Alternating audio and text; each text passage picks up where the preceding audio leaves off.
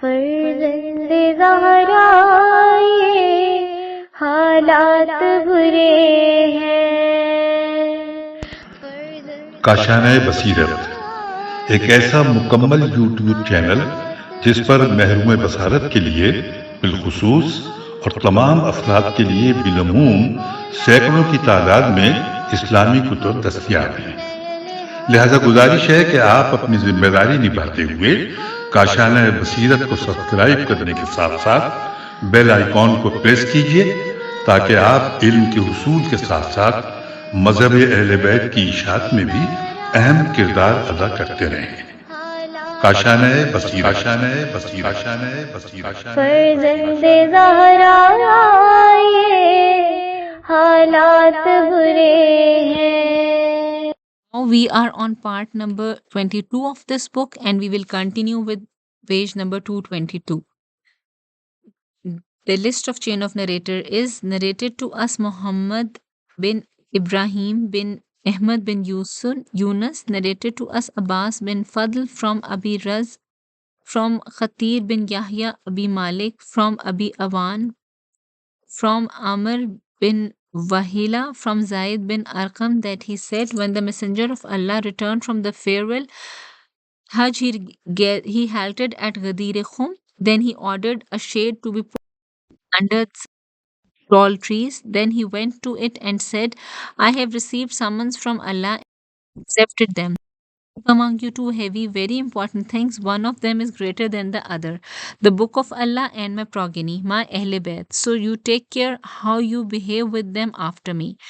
The two shall not separate from each other till they come to me at the pool of Kausar. Then he said, Allah is my master, and I am the master of all the believers. Then he raised up the hand of Ali ibn Abi Talib alayhi salam and said, of whomsoever I am the master, this Ali is also his master.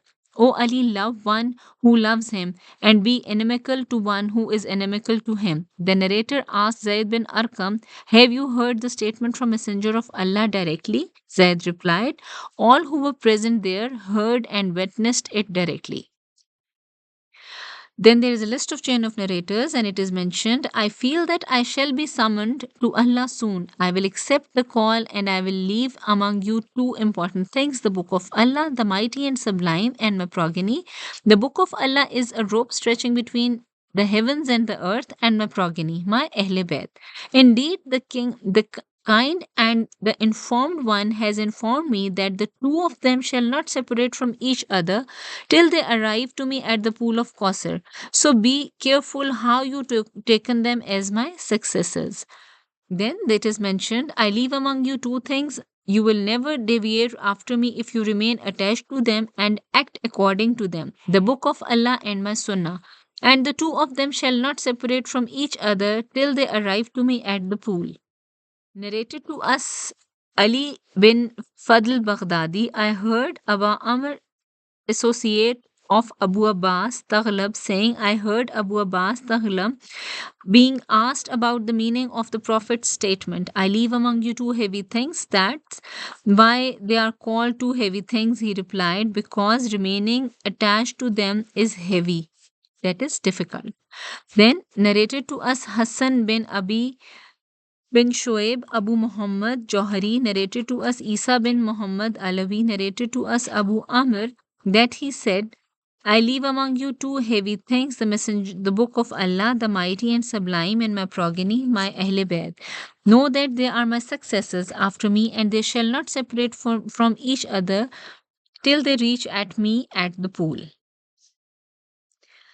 Narrated to us Muhammad Hassan bin Abi bin Shoaib Abu Muhammad Johari, narrated to us Isa bin Muhammad Alawi, narrated to us Hussein bin Hassan, narrated to us Hassan bin Amari, from Amr bin Jumay, from Amr bin Abi Muqdam, from Jafar bin Muhammad, from his father, that he said, one day when Jabir ibn Abdullah Ansari arrived, I asked him to tell me something about the farewell Hajj. So he narrated a lengthy tradition, and then he said that the Messenger of Allah said, I leave among you two I leave among you that which, if you remain attached to, you will never be deviated after me, the book of Allah and my progeny and my Ahle Bayt. Then he said thrice, O Allah, be a witness to this. Narrated to us, Hassan bin Ubaidullah bin Said informed us Muhammad bin Ahmad bin Hamdan, the Messenger of Allah said, I leave among you that which, if you remain attached to, you will never be deviated, the book of Allah and my progeny, my Ahle Bayt, and then they shall not separate from each other till they reach me at the pool. Very soon I am going to receive the summons of death, and I will accept it. Thus I leave among you two heavy things. One of them is superior to the other, the book of Allah, the mighty and sublime, and my progeny, my Ahle Bayt. The two shall not separate from each other till they reach me at the pool. Then narrated to us Muhammad bin Umair, narrated to us Abdullah bin Sulaiman bin Ashtash, narrated to us Ahmad bin Mualla Adami, narrated to us Yahya bin Hamad, narrated to us Habib bin Abi Sabit from Amr, from Zahid bin Arqam, that he said, when the Messenger of Allah returned from the farewell Hajj, he halted at Ghadir Khum. Then he ordered a shade to be put up under some tall trees. Then he went to it and said, I have received summons from Allah and I have accepted them. Thus I leave among you two heavy, very important things. One of them is greater than the other, the book of Allah and my progeny, my Ahle Bayt. So you take care how you behave with them after me. The two shall not separate from each other till they come to me at the pool of Kausar. Then he said, Allah is my master, and I am the master of all the believers. Then he raised up the hand of Ali ibn Abi Talib and said, of whomsoever I am the guardian, this Ali is also his guardian. The narrator says that he asked Zaid bin Arqam, have you heard this statement from the Messenger of Allah directly? Zaid replied, all who are present there heard and witnessed it directly. Narrated to us Muhammad bin Fudail from Amash, from Atiyah bin Abi Said, from Habib bin Abi Sabit. The Messenger of Allah said, I have received the summons of death and I have accepted it. Thus I leave among you two heavy, very important things. One of them is greater than the other, the book of Allah, the mighty and sublime, which is a rope drawn from the heavens to the earth, and my progeny, my Ahle Bayt. The two shall remain together until they come to me at the pool of Kausar. So be careful how you consider them as my successors. Then there's a list of chain of narrators, and it is mentioned, O people, I leave among you which, if you remain attached to, you will never be deviated after me. The two heavy, very important things. One of them is greater than the other, the book of Allah, the mighty and the sublime, which is a rope drawn from the heavens to the earth, and my progeny, my Ahle Bayt. The two shall not separate from each other till they come to me at the pool of Kausar. Narrated to us Ali bin Ahmad bin Abdullah bin Ahmad bin Abi Abdullah Barqi from his father, from his grandfather Ahmad bin Abi Abdullah, from his father Muhammad bin Khalid bin Ibrahim, from Sabit bin Dinar, from Saad bin Tarif, from Said bin Jubair, from Ibn Abbas, that he said, the Messenger of Allah said to Ali ibn Abi Talib alayhi salam, O Ali, I am the city of wisdom, and you are its gate, and one cannot enter the city except through its gate. Thus lied has one who thinks that he loves me while he hates you, because you are from me and I am from you. Your flesh is my flesh, and your blood is my blood, and your soul is my soul. Your secrets are my secrets, and your apparent is my apparent. And you are the Imam of my Ummah and my Caliph on it after me. Good is the one who obeys you, and evil the one who disobeys you, and profited and made loss the one who bore enmity to you. Saved was the one who remained attached to you, and destroyed was the one who deserted you. Your smile and the smile of the Imams after you is like the smile of the Ark of Noah. One who boarded it was saved, and one who left it was drowned. And your smile is like the smile of the stars. When one star sets, another rises, and this goes on till the judgment day. Now we begin with another next topic of this book. This is page 227. Meaning of Itra al Zuriya, and Sulala. The author of this book says if someone asks about the statement of the Messenger of Allah, that the translation is that why you don't consider Abu Bakr and all the Banu Umayyah to be included in the Itra, or why do you consider only the descendants of Hassan and Hussein alayhi salam as Itra? And in that case, Ali alayhi salam also does not come within the sphere of Itra. They will be replied as follows. Our contention is based on Arabic lexicon and the statement of the Messenger of Allah, in which Ahl is taken from and tho- it donates those who inhabit the house. Thus, anyone that inhabits a house is called Ahl of that house. That is why the Quraysh were called the Al of Allah, because they inhabited the house of Allah and were its caretakers. Al and Ahl are synonyms. In the story of Prophet Lut, the Almighty Allah says, translation is to remove your followers in a part of the night. And it is also mentioned, except Lut's followers, we saved them a little before daybreak. Here Al is called as here Ahl is called as Al and Ahl are synonymous. Al is the diminutive of Ahl. The Arabs made the diminutive of Al as Ahil, but due to the heaviness of Ha, it has dropped and it was pronounced as Al. This Al means everyone related to a person. After that, the word of Al was used as an equivalent of Ummah in the metaphorical sense, and everyone that followed the Holy Prophet was included in the Al. And the following words of Allah are presented as evidence. Translation is make Pharaoh's people enter the severest chastisement. Since the Ale Pharaoh means the followers of Pharaoh, and Allah had flayed them due to their disbelief and not because of their relationship. Thus, here Ale Pharaoh does not denote Pharaoh's Ahle Bayt, family members. In other words, the word of Al is used for family members, except that there should be some evidence for metaphor. It is narrated from Imam Jafar Sadiq alayhi salam that Al means sons. Thus, Ahl donates the descendants of a person, the children of his father, and the nearest descendants of the grandfather. But it does not include the descendants of the distant grandfather, like the great grandfather and the great great grandfather.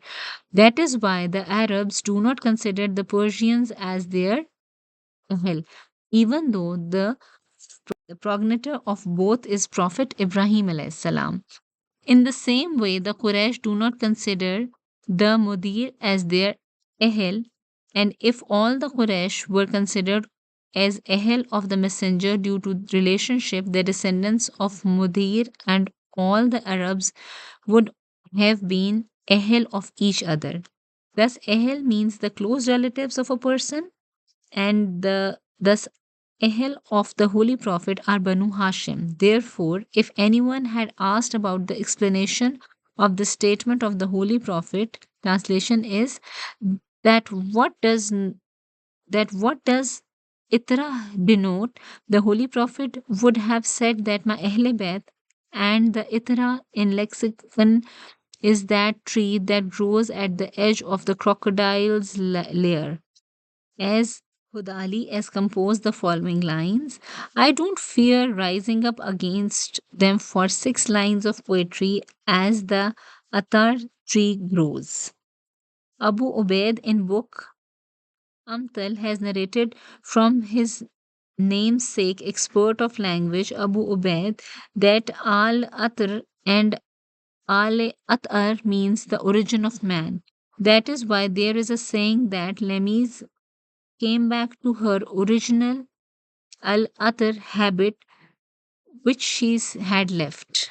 In the original language, Itrat means the family of a man. That is why the Holy Prophet ﷺ said, "My progeny, my Ahle Bayt."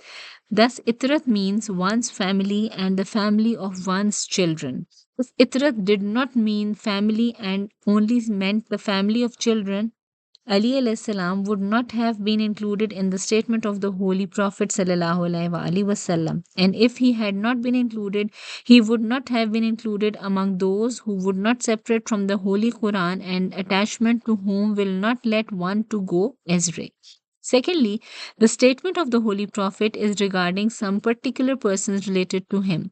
And even if this statement is restricted only to his children, in them, also considering it to pertain to some particular person would not be objectionable.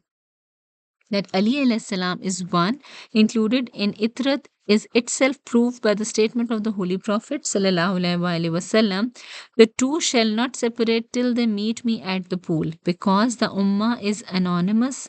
Ali alayhi salam never separate from the dictates of the Book of Allah. After the Holy Prophet ﷺ, there was no one more knowledgeable about the Book of Allah than Ali alayhi salam. And Imam Hassan and Hussein alayhi salam were also included among them, among those whom the Holy Prophet left behind as Itrat. Thus, there is no one in Ummah who can claim that they were more knowledgeable about the Book of Allah than Ali alayhi salam. Rather, the two of them received knowledge of Imamat as inheritance from Ali alayhi salam, and the statement of the Holy Prophet ﷺ that I am leaving among you, among something that if you remain attached to, you will never go astray. It is not without qualification. Either it is for all the times or for a particular time. If it is for all the times during the time of Ali alayhi salam, who was there from the Itrat whom the Holy Prophet had left? Did at that time it denote Hassan and Hussein alayhi salam or Ali alayhi salam? If someone says that it denoted Hassan and Hussein alayhi salam, it would mean that Hassan and Hussein alayhi salam were more knowledgeable about the book than their father. And in such case, one who follows this belief will go against the consensus of the Ummah. And if someone says that the statement of the Holy Prophet is not applicable for more than one particular time period, that is, you have to remain attached to them only in particular time. At other times, attachment is to them is not necessary. There is nothing which proves this. Thus, if the statement of the Holy Prophet ﷺ is considered applicable to all time, Ali alayhi salam in his time will be taken as the representative of Itrat. And the statement of the Holy Prophet proves that divine proof shall remain till the judgment day and no period will be without an Imam. Because the Holy Prophet has said, their Ahle Bayt example is like that of stars. One star disappears, another appears, and this will continue till the judgment day. This proves our contention that the earth will never be devoid of divine proof, whether it is apparent or hidden, because without the Imam, the foundation of religion becomes false. And as the Messenger of Allah has mentioned in the following tradition, the Itrat comprises of a person who are close to the Holy Quran. Narrated to me Ahmad bin Hassan Qattan from Hassan bin Ali, from Muhammad bin Zakaria, from Muhammad bin Ummara, from his father, from As-Sadiq Jafar bin Muhammad, from his father Muhammad bin Ali alayhi salam, from his father Ali bin Hussein, from his father Hussein bin Ali, from his father Ali ibn Abi Talib, that he said, the Messenger of Allah said, I leave among you two important things, the Book of Allah and my progeny, my Ahlul Bayt. The two shall not separate if they meet me at the till they meet me at the pool like this. And saying this, he joined his index and the middle finger together. Jabir ibn Abdullah Ansari stood up and asked, O Messenger of Allah, who are your Itrat? He replied, Ali, Hassan, Hussein, and the Imams that will come from the progeny of Hussein till Qiyamah. Muhammad bin Bajr has narrated from Muhammad bin Abdul Jabbar, companion of Abdul Abbas Talib, in his book entitled Khitabul Yaqut.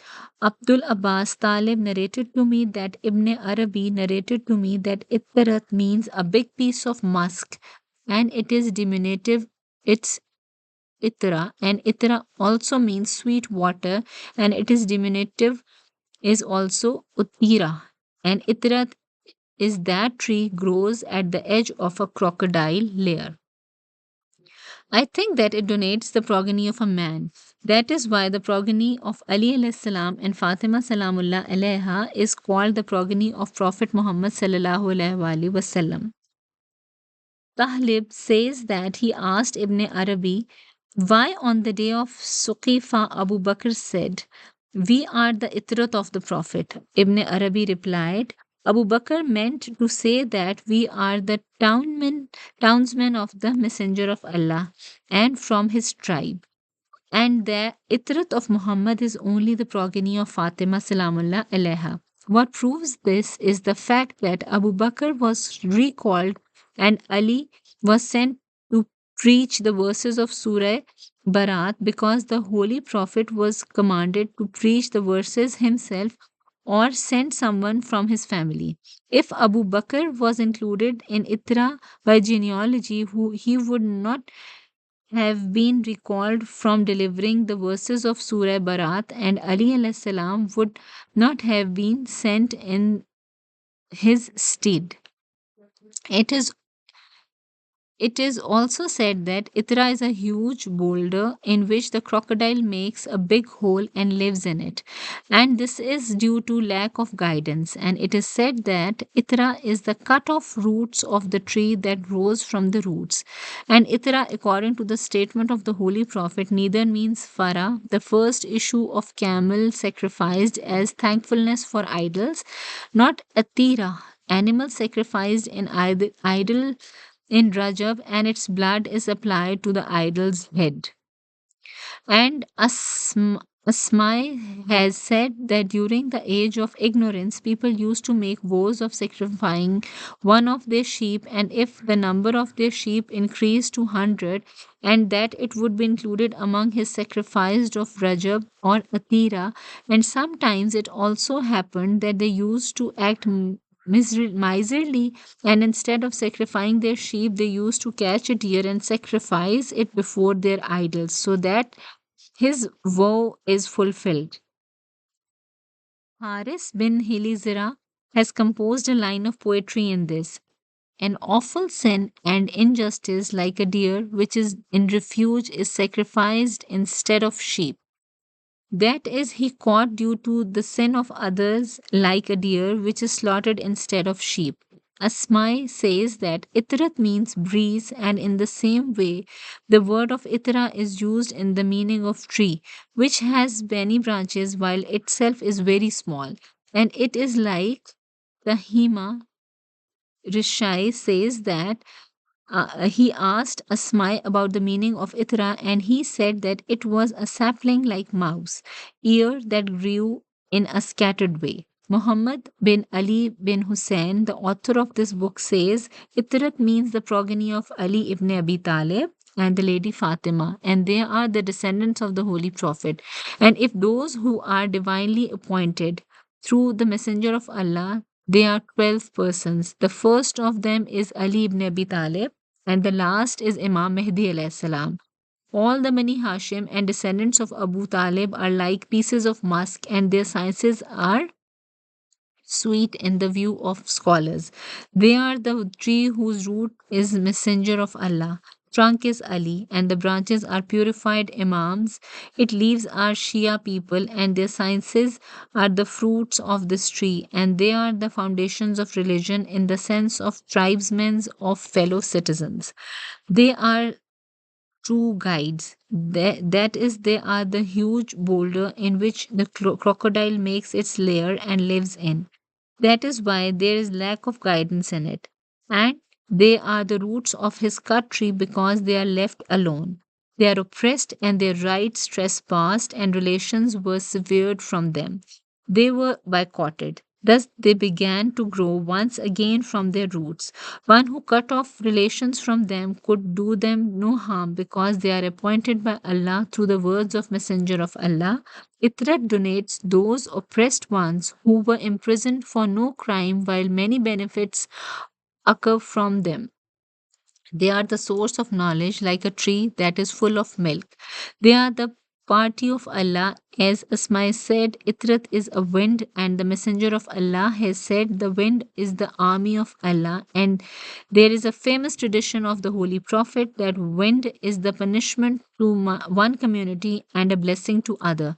And in the statement of the Holy Prophet, I leave among you two important things. These exalted personalities are joined to the Holy Prophet, and regarding the Holy Quran, it is said, the translation is mentioned, and we reveal of Quran that which is healing and a mercy to the believers, and it adds only to the perdition of the unjust. And the Almighty Allah also says, and whenever a chapter is revealed, there are some of them who say, which of you has it strengthened in faith? Then, as for those who believe, it strengthens them in faith, and they rejoice. And for those in whose hearts is a disease, it adds uncleanliness for their uncleanliness, and they die while they are unbelievers.